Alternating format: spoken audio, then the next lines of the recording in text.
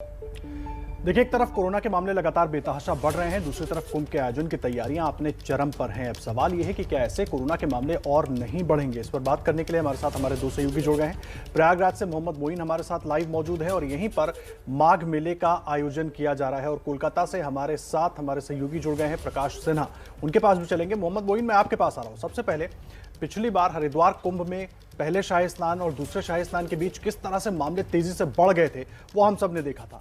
उसके बावजूद लाख से ज्यादा कोरोना के मामले आने देश में शुरू हो गए हैं। तैयारियां पूरे चरम पर चल रही हैं। कहीं कुछ बात हो रही है या केवल यही कि बस सबका टेस्ट करा देंगे और लोग आते रहेंगे कुंभ में?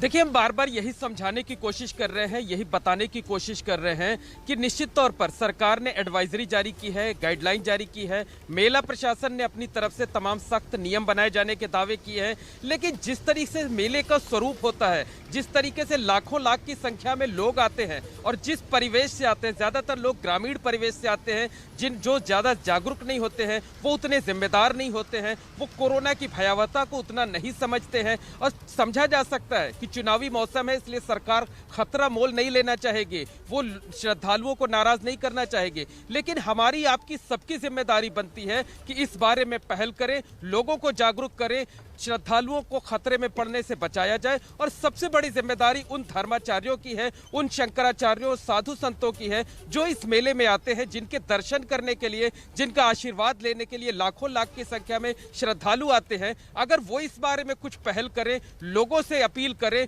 खुद मेले पे इस बार ना आने की बात करें, तो शायद कुछ बात बन सकती है। तो निश्चित तौर पर कहा जा सकता है कि पिछले साल हमने हरिद्वार महाकुंभ को देखा, जहां इसी तरीके के बड़े बड़े दावे किए गए थे और उसके बाद तत्कालीन जो अखाड़ा परिषद के अध्यक्ष थे महंत नरेंद्र गिरी समेत तमाम लोग संक्रमित हुए थे और बाद में मेले को बीच में ही रोकना पड़ा था। तो उसी तरीके के हालात इस बार भी न पैदा हो, प्रयागराज में भी उसी तरीके के हालात ना पैदा हो, क्योंकि यह देश के कोने कोने से, हर एक हिस्से से श्रद्धालु आते हैं। ऐसे में अगर यहाँ कोरोना ने पांव पसारा और जिस तरीके से सोशल डिस्टेंसिंग की यहाँ धज्जियां उड़ती हैं, तो वो पूरे देश में एक विस्फोट का रूप ले सकता है। ऐसे में सरकार की भी जिम्मेदारी बनती है, साधु संतों की भी जिम्मेदारी बनती है और जो आम श्रद्धालु हैं उनको भी जागरूक और जिम्मेदार बनना होगा और समझना होगा कि यहाँ आकर वो खुद अपनी इसीलिए ये सवाल उठता है ना कि आखिर इस तरह के आयोजनों पर क्या रोक नहीं लगनी चाहिए, जब हम पहले से ही उस खतरे की तरफ बढ़ रहे हैं। तो आप रहिए हमारे साथ, अब हम रुक कर लेते हैं क्योंकि गंगा सागर मेले को लेकर भी सवाल उठ रहे हैं। कोलकाता से हमारे साथ प्रकाश सिन्हा जुड़े हुए हैं। प्रकाश, वहां पर क्या कुछ चल रहा है फिलहाल, क्योंकि हाईकोर्ट को भी इस पर फैसला देना है कि आखिर इस पर रोक लगनी चाहिए या फिर नहीं, और किस तरह की तैयारियां वहां हो रही हैं? देखिए, मैं आपको बता दूं, सरकारी दावे पहले भी रहे हैं और आज भी हैं। पश्चिम बंगाल सरकार, ममता बनर्जी की सरकार ने हाईकोर्ट में लिखित तौर पर एफिडेविट दायर किया है कि हर तरह के इंतजाम किए जाएंगे और मेले पे किसी तरह से रोक नहीं लगनी चाहिए, क्योंकि सरकार चाहती है कि गंगा सागर मेला हो। लेकिन बड़ा सवाल ये बनता है कि जहां लाखों की भीड़ जुटेगी गंगा सागर में, तकरीबन 8 से 10 लाख लोग जुटेंगे, वहाँ सोशल डिस्टेंसिंग हो या जो कोरोना के नियम हैं उनका पालन कौन कराएगा?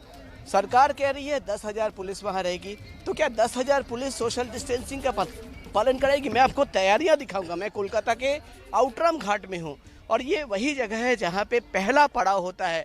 देश के अलग अलग हिस्सों से जो श्रद्धालु आते हैं वो यहाँ घाट पर रुकते हैं और यहाँ 2-3 दिन रहने के बाद गंगा सागर की तरफ कूच करते हैं। हजारों की संख्या में श्रद्धालु पहुँच चुके हैं गंगा सागर में। इस वक्त अगर सरकारी आंकड़ा माने तो तकरीबन 50,000 श्रद्धालु इस वक्त हैं।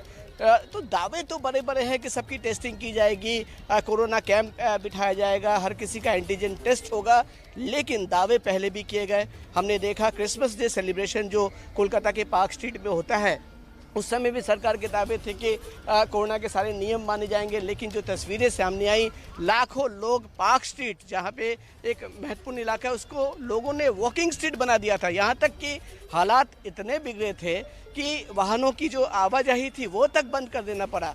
तो दावे बहुत बड़े बड़े होते हैं, लेकिन इनको संभालेगा कौन? तो बड़ा सवाल है।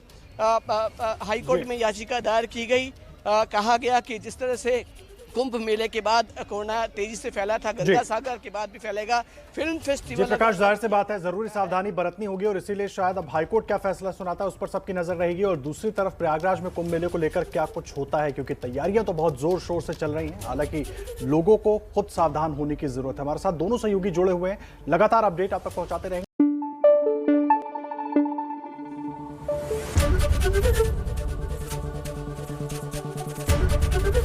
एबीपी न्यूज आपको रखे आगे।